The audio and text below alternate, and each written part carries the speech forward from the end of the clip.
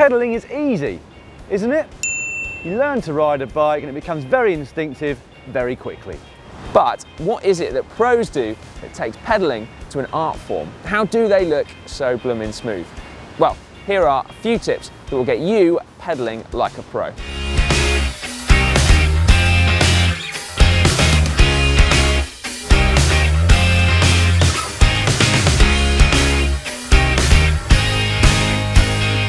First up, we're actually going to do some backpedaling. Not literally, but metaphorically, because an overwhelming body of research, including our own, has shown that pulling up on the pedals, scraping through the bottom of the pedal stroke, does not make your pedaling more efficient. No, your body will naturally put power to the pedals in the most efficient way for it, so you do not have to think about pedaling in circles. There are times though when you will automatically pull up on the pedals, when you're sprinting or maybe when you're accelerating very hard in the saddle, but the point is, it should be natural. Just do it when it comes to you. 1, 2, 3, 4!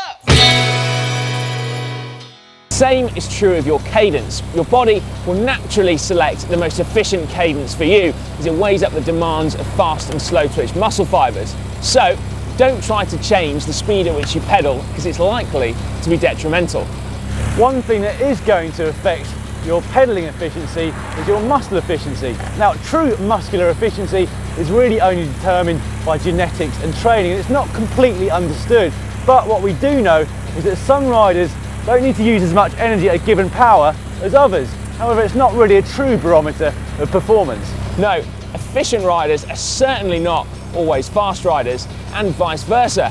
So unless you've got loads of time available to you, then we actually don't recommend that you focus on it in training. What is actually going to make the difference then? Don't worry, Si, there are a few little shortcuts for better pedaling. They're coming up right now. 1, 2, 3, 4! Getting in the correct position on your bike is vital, and the most important part of that is your saddle height. Now, if we look at the broad spectrum of riders in the professional peloton, we will find that there is a range of saddle heights preferred by different riders, but there's also a broad trend, and that is that when you've got your feet at the bottom of the pedal stroke, you've got an angle here at the knee of around 25 to 30 degrees. And if you want a more detailed look, we have got a great video for you here at GCN called How to Perfect Your Saddle Height. Next, it's really important to keep your upper body still when you're pedaling. Excessive movement of your torso not only wastes energy, it also kind of looks bad. And while some pros do rock and roll when they're under pressure, because they're so much fitter, it happens at much higher speeds. To achieve this, on the one hand, it's just a case of focusing on staying still. It's a learned behaviour, it just takes a bit of practice.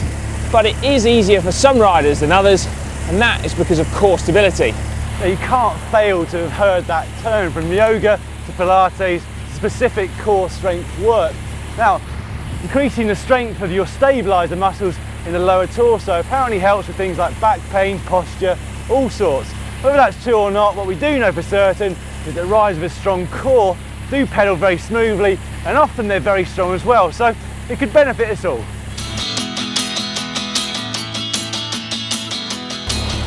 Not all pros stretch, not by a long shot. Most actually aren't very good at doing the bigger picture stuff. But because of the amount of time they spend on their bikes, they're likely to have a degree of flexibility that the rest of us might be lacking if we spend a lot of time sitting, either for work or driving, or actually just when relaxing. So actually doing a little bit of light stretching, even if it's only when you're on the bike, can really help to improve your pedaling style, not to mention your efficiency and comfort, as you'll be able to get yourself into a fast aero position on the bike with ease.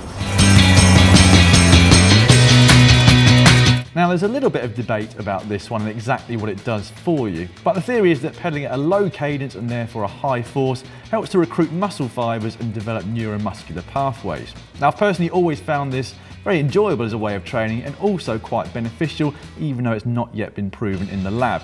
If you want to try it, do 5 minutes of pedaling at 60 RPM at a relatively high intensity, then an easy gear for another 5 minutes and repeat. Make sure you do it on a climb to maintain the resistance.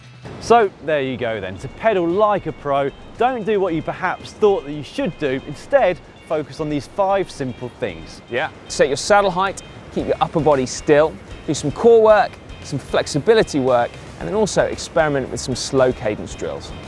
some really nice shoes and socks will also help as well. Absolutely. As well.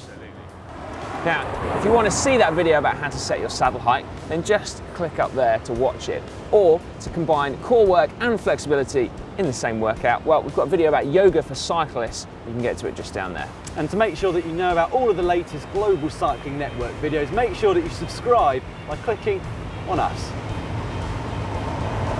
If they click on the ocean, the Pacific Ocean, then that'll work too. No way.